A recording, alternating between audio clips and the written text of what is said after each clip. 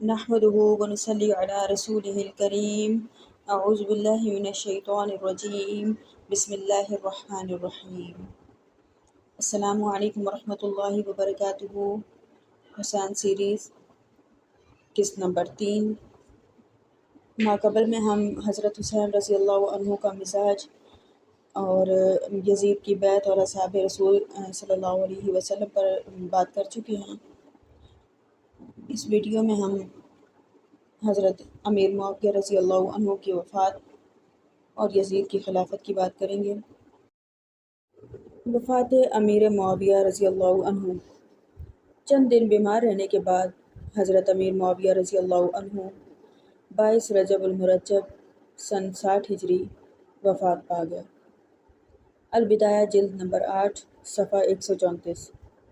آپ کی نماز جنازہ یزید یعنی آپ کے بیٹے نے پڑھائی۔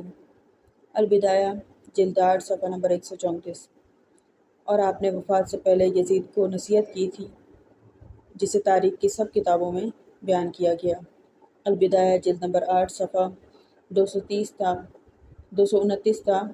230۔ بیعت خلافت یزید۔ اب ہم آتے ہیں بیعت خلافت یزید کی طرف۔ خلیفہ یزید کی خلافت کا آغاز دارالخلافہ دمشق سے اس سال اجلاس سے ہوا، جس میں یزید نے پہلا خطبہ دیا اور اس کے بعد عام بیعت کی گئی۔ 64 لاکھ مربع میل سے زیادہ رقبے پر پھیلی اسلامی دنیا کے لاکھوں کروڑوں لوگوں نے یزید کی بیعت کی، جن میں سینکڑوں اصحاب رسول صلی اللہ علیہ وسلم اور ہزاروں تابعین موجود تھے۔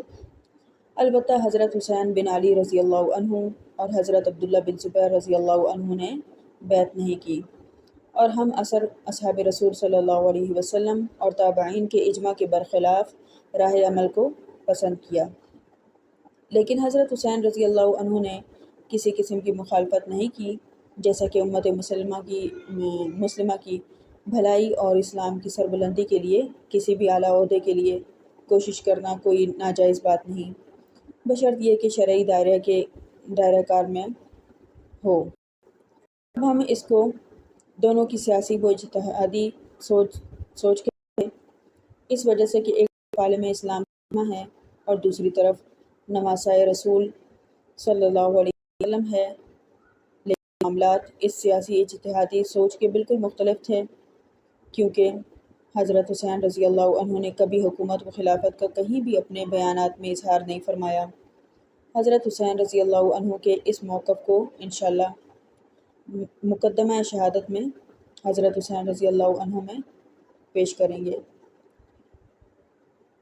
روایت: شیعہ عالم ابو مخنف لوط ابن یحییٰ کا بیان ہے کہ حضرت حسین رضی اللہ عنہ نے فرمایا، مجھ جیسا شخص خفیہ بیعت نہیں کر سکتا اور نہ ہی آپ اس پر مطمئن ہوں گے، لیکن جب بھی آپ نکلے اور لوگوں کو بیعت کے لیے طلب کریں تو ان کے ساتھ ہمیں بھی بلا لیجئے اور میں بیعت کرنے والوں میں پہلا شخص ہوں گا۔ مقتل حسین اردو صفحہ نمبر 56۔ الاخبار الطوال اردو صفحہ 490۔ تاریخ طبری جلد 5 صفحہ 177۔ البدایہ جلد 8 صفحہ 174۔ اب اس روایت پر اعتراض ہوتا ہے اہل سنت کا، اور اہل سنت کا حق ہے کہ وہ اعتراض کریں کہ حضرت حسین رضی اللہ عنہ اور عبداللہ بن زبیر نے بیعت نہیں کی تھی، حالانکہ دونوں حضرات مدینہ چھوڑ کر مکہ آئے تھے۔ پہلا اعتراض تو یہ ہے کہ مکہ میں خلیفہ یزید کی بیعت نہیں لی جا رہی تھی یا وہاں یزید کی حکومت نہیں تھی؟ دوسرا اعتراض، کیا ان دونوں حضرات رضی اللہ عنہما کے شایان شان دھوکہ دینا اور جھوٹ بولنا تھا؟ ہم اہل سنت اس روایت کو سچ تسلیم نہیں کرتے کہ یہ دونوں باتیں ان دونوں حضرات کے شایان شان نہیں ہیں۔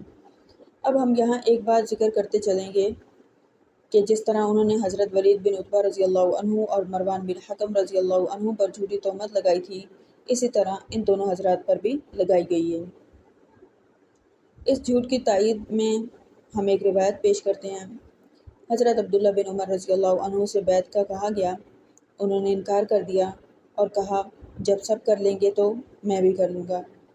ان کو ان کے حال پر چھوڑ دیا گیا۔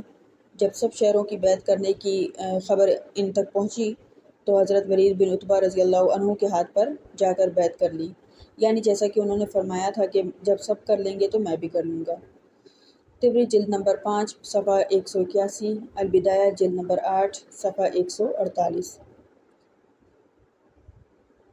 حقیقت حال یہ ہے کہ کسی کے ساتھ کوئی زور زبردستی نہیں کی گئی تھی، ورنہ مکہ میں بھی خلیفہ یزید کی حکومت تھی، وہاں بھی ان حضرات رضی اللہ عنہما پر سختی کی جا سکتی تھی۔ مدینہ سے ہجرت کے وقت بہت سے ماخذ نے اس مرحلے میں امام علیہ السلام، امام حسین رضی اللہ عنہ کے ساتھیوں کی تعداد کی طرف اشارہ نہیں کیا ہے۔ طبری تاریخ الامم والملوک جلد 4 صفحہ 253، دینورہ الاخبار الطوال صفحہ 228، طبری تاریخ الامم والملوک جلد 4 صفحہ 253، شیخ مفید الارشاد جلد 2 صفحہ 34، ابن عاصم جلد 5 صفحہ 22، فتال نیشابوری روضۃ الواعظین صفحہ 171، طبرسی اعلام البرا بأعلام الہدی جلد 1 صفحہ 435، خوارزمی جلد 1 صفحہ 273، سبت ابن جوزی صفحہ 236۔ حضرت شبیر شہید کے ساتھیوں کی تعداد۔ واحد روایت جو آپ علیہ السلام کے ساتھ مدینہ سے ہجرت کرنے والے افراد کی تعداد پر دلالت کرتی ہے وہی ہے جو شیخ صدوق نے امام صادق علیہ السلام سے نقل کی ہے۔ اس روایت کے مطابق اس ہجرت کے دوران امام علیہ السلام کے ساتھ روانہ ہونے والے افراد کی تعداد 199 تھی، جن میں اہل خانہ اور اصحاب شامل تھے۔